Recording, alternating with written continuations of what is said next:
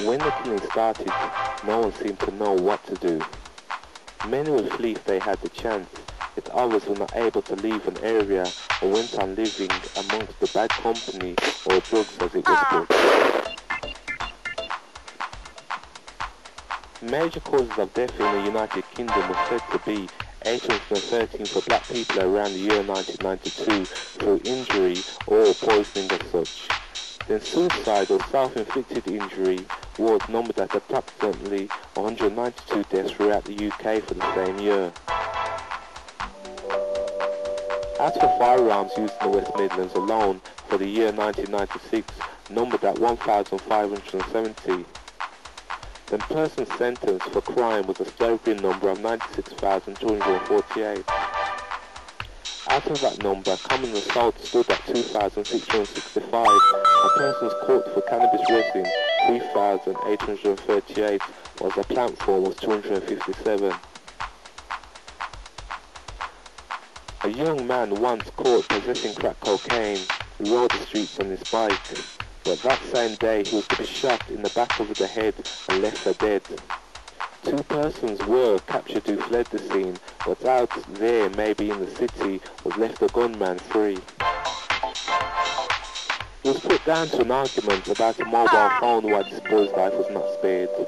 For albeit he had knowledge of drugs, no one can say for certain how long it would take for his killer to be caught. Most likely he had been a user, so circumstance arose for his entanglement in drugs, and this is what brought about such a bad attitude. You might have your own presumptions for his death, as like ours will, but even a dealer who sold drugs from his house was to face such a death for nothing more than a few £1,000s worth of crack. The man, an adult, set up a deal with some men who visited him at his home.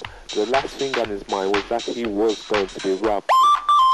It was crack cocaine he was selling, and the two chaps simply blew him away in front of his partner, fleeing with their haul. He has not been the only dealer to meet such a fate, as when a man once arrested for possession made play in the underworld, a ploy of staying down low and not being noticed took its toll. The man, a landlord, was said to have been dealing drugs. Rumours were he had ripped off a business partner several thousands of pounds. One leased car and parking up at a security level spot at Sandwell Valley, he was found shot from the back of his head. The business partner was arrested due to fingerprint evidence, yet released many months later after being held in Winton Green Prison. The dead man, killed with a sawn-off shotgun, left no clues as to what he was doing. Then he himself had to be identified through fingerprints. One thing, he was found with a large quantity of money in his pocket. Seemingly, at this same spot frequented by courting couples, male and female, there had been a death by gun of another man known to associate with drug dealers. No one was caught for either killing, whilst Hilltop holds what clues. Over 3 killings and all the perpetrators are on the loose. Only God knows when they might strike again. To escape an attack with merely an injury, you could say you are lucky, but for many, as 2,665 in 1996, an admittance to hospital is for them, but a few do die. As for the instance of a gun used in 2 attacks on people, one nightclubber, only attending Tasha's nightclub, got into a fight. He was asked if he was prepared to go outside and sort it out. In doing so, he never knew what awaited him. A single shot, fortunately, straight to his foot. Maybe the man seemed unprofessional in his usage of the gun until months later. A man returns from New York after a couple weeks stay. He has a visitor at his house, and that gun used on the nightclubber was produced. This time, as like many films, a pillow covers the victim's head, and then the gun is placed against the pillow with a shot. Police said they believe, of course, it was a drugs-related incident. The but this type of handling may be kept for anyone like an informer who had to be assassinated. The police have used many methods of gaining information on drugs and said the dealers would run riots. Not only were illegal parties a way of gaining information by doing surveillance, but also the undercover informants. By not knowing who was the police's snitch, how could anybody be safe? Yet the busys have been reprimanded for turning informer themselves to the underworld. As an all-night party took place at Hockley, some persons high on drugs attempted a robbery. Unfortunately, the victim was shot and died at the scene. But the killer's escaped not to be caught for many months later, with innocent people arrested or even having their door kicked in during the search, as these killers were street gangs with a reputation.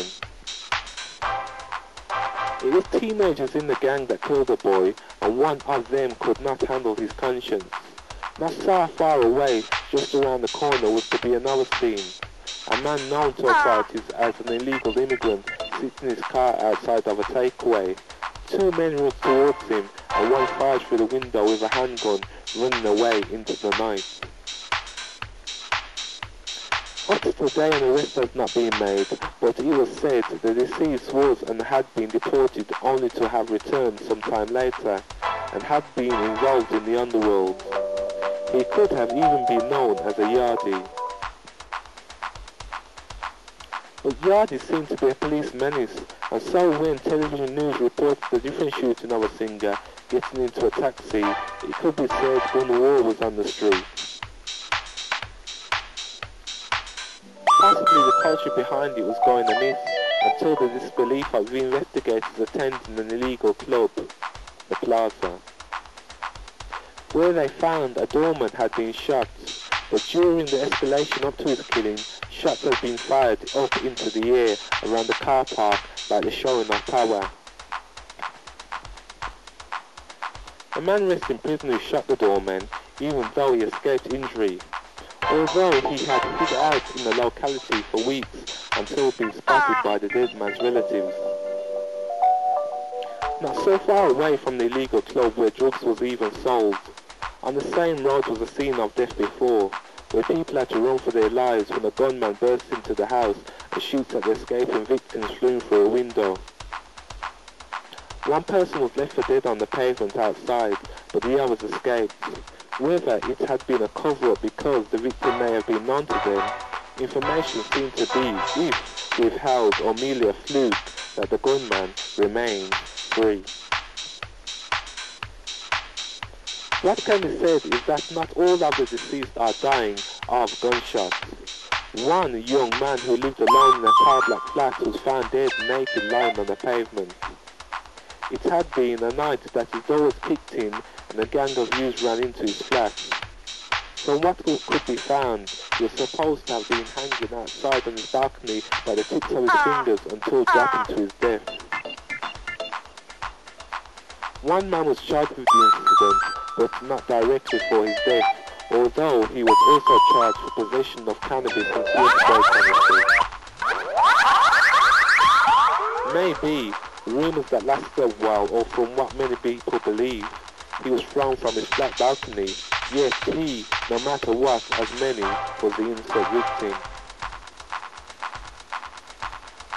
37 murders were committed in Birmingham alone during 1997 to 1998, but these in total were not drug-related. It could be said 18% of West Midlands 16 to 29-year-olds have tried illegal drugs. Cannabis possession alone nearly doubled from 2,975 for the period 1996 to 1997 to 4,128 from 1997 and 1998.